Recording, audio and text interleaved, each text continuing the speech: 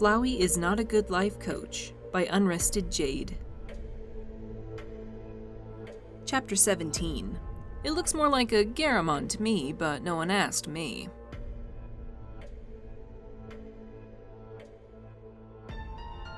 Papyrus didn't know what to make of that. I'll try? Uncertainty crept up his spine in a weak shiver of stirring magic. He pushed it down. Now was absolutely not the time. Try really hard, okay? Sans guided Papyrus to a spot just behind him and slightly to his right. Stand here. It seems like the safest place. He looked back over his shoulder. I won't be able to see you, so, please keep it together, bro. Papyrus nodded. I will. His palms itched. He could feel his magic shifting with his mounting anxiety, but it was weak enough still that he could manage it. He just wished he knew what to brace himself for. Sans gave him a thumbs up, and a grin that wavered a little around the edges. Cool. Remember, you're totally safe. I got this. That was a statement that really needed more clarification, but Papyrus didn't have the time to ask what, exactly, it was that Sans had. Magic flared up in Sans' left hand, a neat sphere of not quite flame caged by his fingers. Papyrus looked at it with a small pang of envy and sadness. Until very recently, his own control had been at least that good. He flinched as he felt Sans' magic bell outward, scraping against him and rising to coalesce at a point above Sans' head. It was the work of a second, and then... Papyrus took a step back, shaking with the effort of holding down his magic. What is that? Don't freak out. The stern edge to Sans' voice was enough to catch Papyrus off guard, jolting him out of his panic before he could get started. It's not gonna do anything. The thing, the attack, floated sedately overhead, twitching its bifurcated jaw now and then, but otherwise still. It really did look like an animal skull, though not from any animal Papyrus had ever seen. It was big, its mouth lined with steak knife-sized teeth. Its eye sockets stared out at nothing. And something about it was off. Too real. More solid than an attack had a right to be. Was this what his magic had made that night? No wonder it had pulled so hard on his soul. What is it? Papyrus asked again, edging closer, gaze locked on the skull. Nothing about it looked the least bit safe, but it was arresting, hard to look away from. What was it? His tremors were subsiding. Frightened as he was, he trusted his brother to not hurt him. That thing was damned creepy just the same. It's sort of a cannon, Sans said. It kinda projectile vomits raw magic, I guess, with a lot of enthusiasm. He shrugged one shoulder. Kinda draining. A cannon, Papyrus repeated. That didn't sound like anything they should be able to do. Sans flexed his left hand, popping his knuckles. The skull tipped side to side like a puzzled dog. It doesn't look like we're the only monsters that have it either. I found some notes a while ago. Can't tell if they were describing it or designing it. They're kinda hard to read. Anyway, he said, it's called a gaster blaster, if you can believe that. Pretty goofy. Papyrus scowled. Really? He couldn't place why, but the words snagged over something in his mind the wrong way. The feeling was gone just as quickly, and he was left wondering at the ridiculousness of the name itself. That it was named after someone was obvious, but a magic attack wasn't something you named after yourself, like a quiche. They weren't things that were made, not like that. They were a natural expression of magic, an extension of body and will, not... Wait, notes? What was Sans talking about? We don't have to call it that if you don't want. Sans stroked his chin, thinking. How about Cooper? Looks kinda like a Cooper to me. It occurred to Papyrus that they were both very drunk, and this was not an ideal time to be messing around with high-powered magic. Especially magic neither of them seemed to really understand. Questions piled up and log-jammed in his head. How long have you been able to do this? A while. Sans shrugged. Don't really remember. How do you forget a thing like that? Papyrus gestured at the skull, which didn't take offense or react in any way. Just a mindless attack. Right. Sans forced a laugh. Hey, I'm a busy man. I can't be expected to keep track of every little detail. His grin wilted under Papyrus's glare. Look, I really can't remember. I was probably stressed out or distracted or something. Either way, I'm pretty good at it now, right? How? How? No one was laid back enough to take summoning something like that in stride. Not even Sans. Though, in fairness, laid back wasn't what Sans was. Not really. And you didn't tell me about it, Papyrus said, crossing his arms to hide the fact that his hands were still shaking. Well, no one likes a show-off. Sans scuffed one heel onto the frozen ground. I'm not super comfortable with old Coops, to be honest, he said. I'm not sure whether I'm relieved that you've got one too or what. On the one hand, we have the same attacks again, and it was actually bugging me that we didn't for a while there. But he seemed to notice that he was rambling and stopped. Papyrus found himself extremely concerned about whatever Sans had been about to say. This was raising a lot more questions than it was answering, and he just couldn't get his jumbled thoughts in order to even begin to make sense of it. It didn't help that a good proportion of those thoughts were the mental equivalent of hysterical screaming. Notes? He said. That one detail above all others kept floating to the top of the confused tangle in his head. Where would Sans find such a thing? Who could have written them, and why? He did his best to convey all these questions in that single word, because damned if he could manage to complete sentences at the moment. Oh, yeah. Sans shifted. I wouldn't worry about that right now. They're pretty dry, not very helpful. Above them, the skull clicked its teeth shut. One thing at a time. Papyrus frowned. I mean, Sans said, the important thing is, He trailed off, scowling as though annoyed that his point hadn't showed up at the end of his sentence as he'd expected. Well, we can both do this, right? So it must be normal, for us. So neither of us have to feel like freaks over this, or anything. He nodded, satisfied. That's the takeaway here. That was debatable. Papyrus was not at his most articulate at the moment, though, and he knew well enough that Sans would just lead the conversation around in circles until Papyrus gave up. He couldn't win the battle over the sock in the living room. He had no chance here. A light snow started to fall, sleety little pellets as the highest reaches of the fog refroze and condensed. Papyrus watched it bounce off the skull and collect between the ridged horns and the grooves scoring its snout. So, Sans said, watching Papyrus watch the skull. What should we call yours, do you think? Andy? Felix? Nah. He shook his head. Georgia? That's classy. Or Lucinda, he said, snapping his fingers. You could call it Lucy for short. I'm not calling it Lucy, Papyrus said, the absurdity of the very idea finding no room in a head already overflowing with impossibilities. It slid off and away like snow off a pitched roof. Sans sniffed. Well, I think it's nice.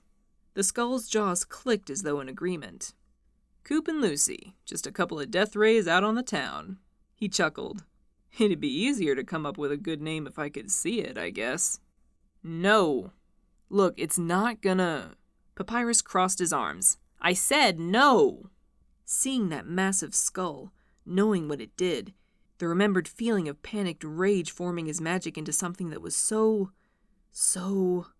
no. He'd be happy to never form that attack ever again. That 1 second had been a second too long, as far as he was concerned.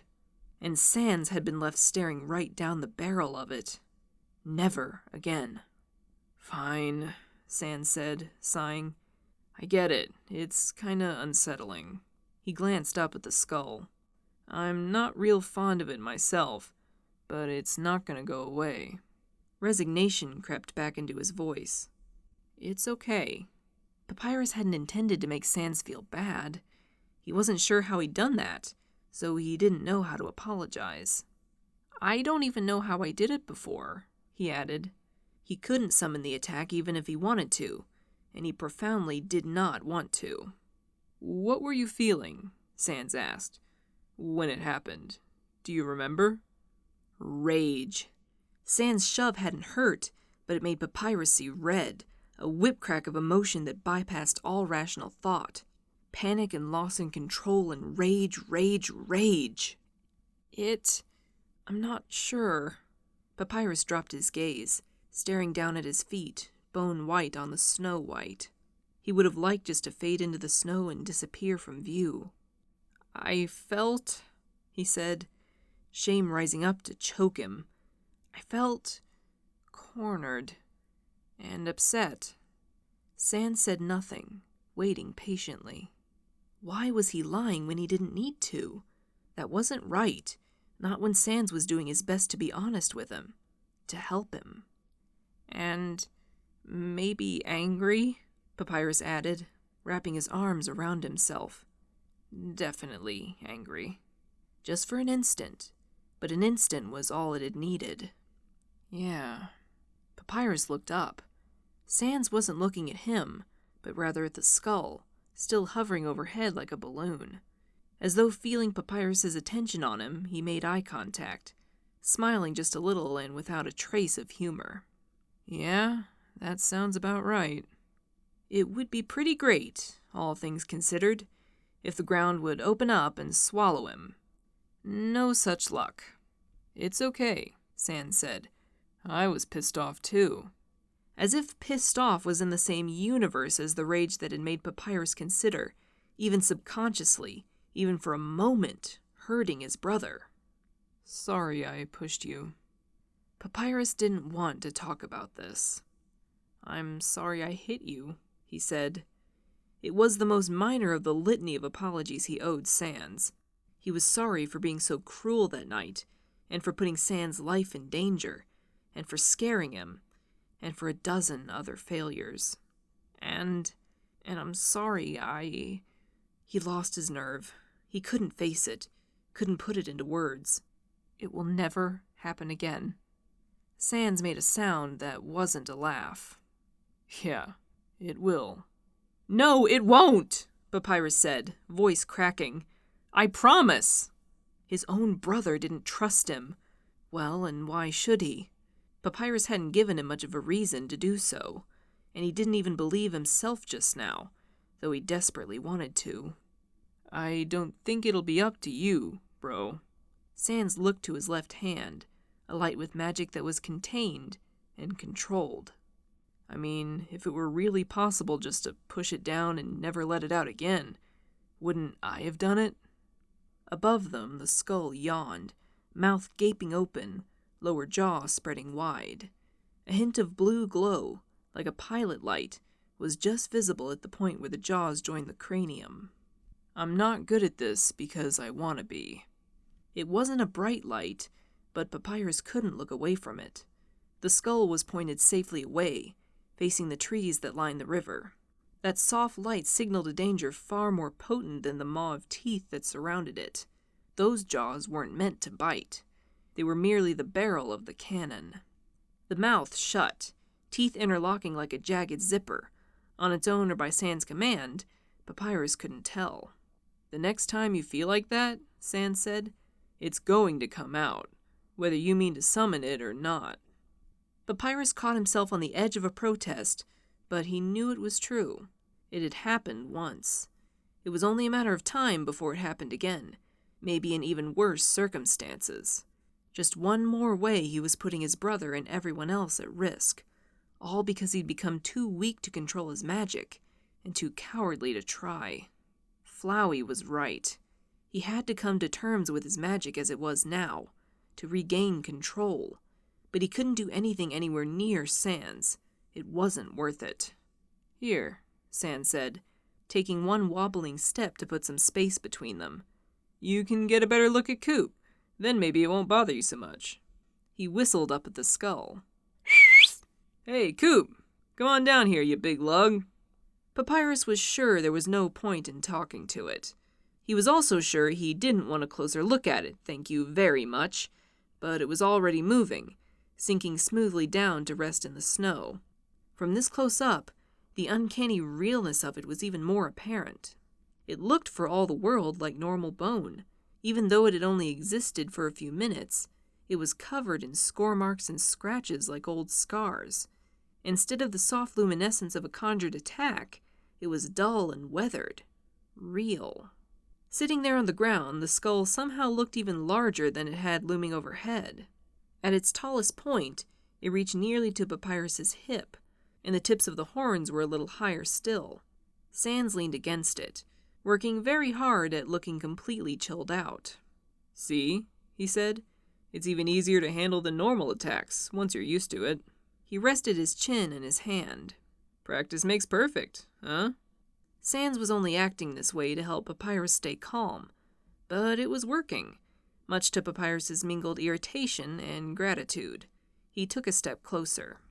"There you go," Sans said, encouraging him to come closer still. "Check it out. Everything's fine."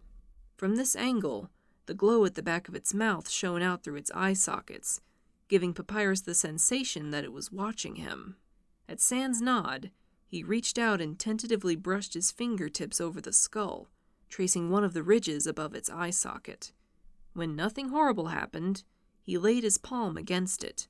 It felt just like real bone, almost like it had physical matter of its own. "Is it tiring? Keeping it going like this, I mean," Papyrus said, studying Sans out the corner of his eye socket. He'd been maintaining this thing for several minutes now, and it wasn't exactly trivial magic. "Nah, once it's formed, it's not too bad. Firing it is where it gets rough." He yawned. "Took me a while to get the hang of it without having to take a long nap afterward. It's kinda overkill." He blinked like it was taking a real effort to stay alert. I was going somewhere with that," he said, scowling. "But I kinda lost my train of..." Papyrus watched him struggle not to doze off. "Are you all right? Are you sure you don't need a break?" The visual aid wasn't strictly necessary, after all. They could discuss this without the addition of a literal death ray hanging around and being spooky and dangerous. "I'm fine, bro," Sans said, waving him off. "Just kinda floaty all of a sudden. Not in a bad way," he added. "Kinda sleepy is all. Must have had more cider than I thought, heh." Now he did seem relaxed, propped up on the skull like he wasn't reluctant at all to touch it. He glanced down. "Bro," he said, "are you, aware that you're doing that?" Papyrus followed Sans' gesture, looking down at his own hands. At some point, he'd started sort of absently petting the skull, the light scrape of bone on bone too soft to hear over their conversation. "Oh, sorry." He stopped, pulling his hands away. That was awkward. Petting an attack. He'd start calling it by that stupid name next.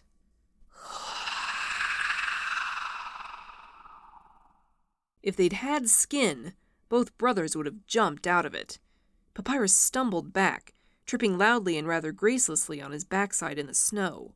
Sans stared down at the skull, shock and total discombobulation written across his face, in capital letters.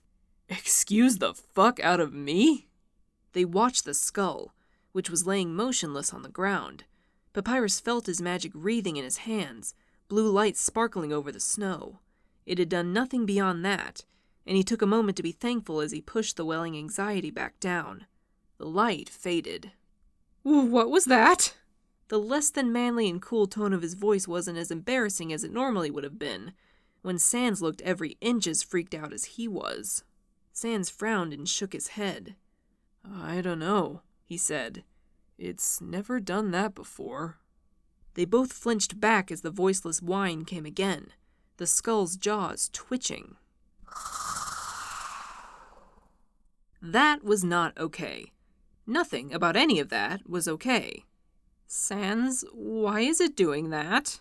Sans shrugged, clearly at a loss and not happy about that fact. "Beats me. It's not real chatty most of the time." He scratched his head. "Hey, come back over here for a second." That was asking a lot, But Papyrus clambered to his feet, a task that would have been far easier if he weren't still hours away from sobriety.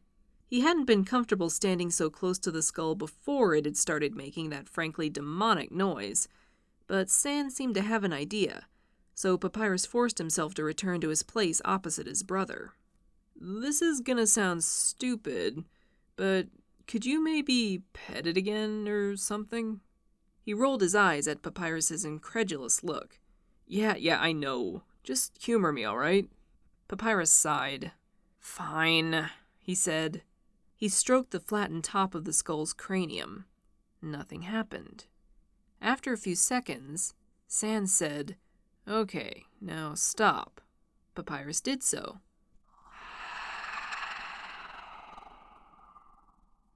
Now that he was ready for it, Papyrus merely cringed at the low sound.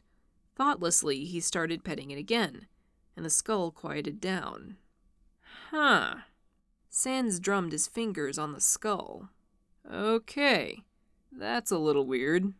It was more than a little weird, but at least it had made the enormous skull a bit less scary, somehow. Am I going to have to pet this fool thing all night? The flicker of maybe pride Papyrus felt at the thought that Sans' attack seemed to like him was immediately drowned out by the fact that attacks couldn't like or feel any kind of way about anything, because they were attacks. Huh? I mean, Sans said, the lights of his eyes unfocusing slightly. You can if you want, I guess. Sans, I really don't think you're giving this the proper amount of concern, Papyrus snapped.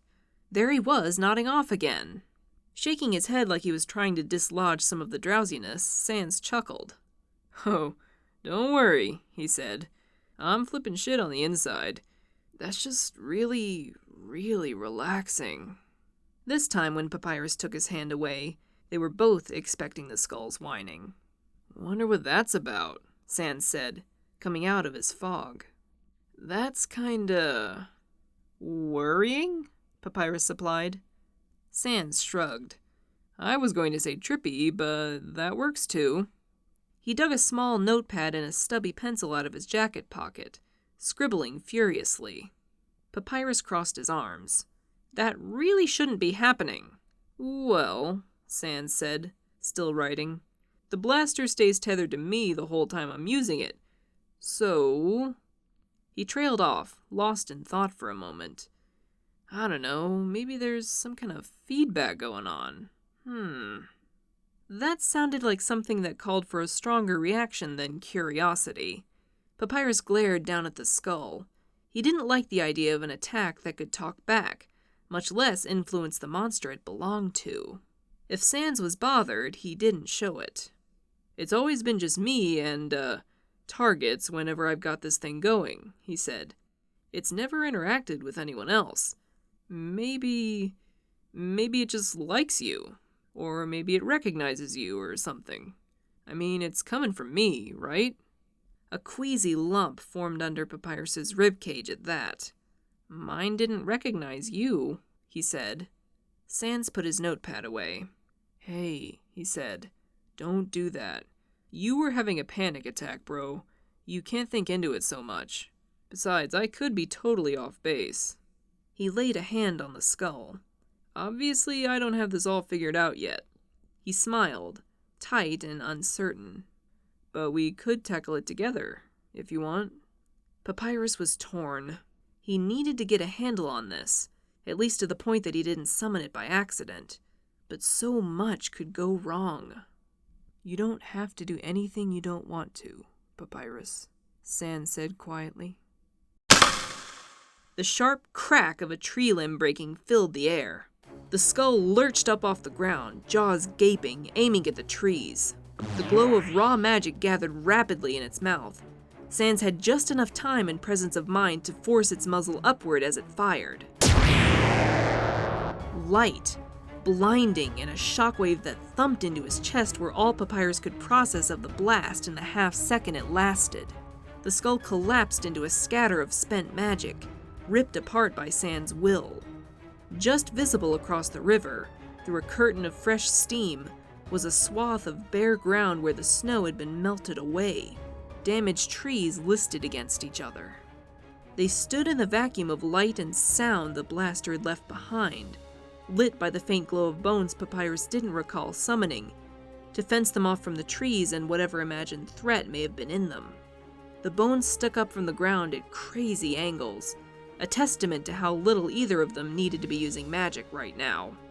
Welp! Sans was shaking, eye sockets and grin too wide. We're drunk off our asses and this was a stupid fucking idea. We should go before anyone shows up, huh? Papyrus nodded, shivering. No argument there.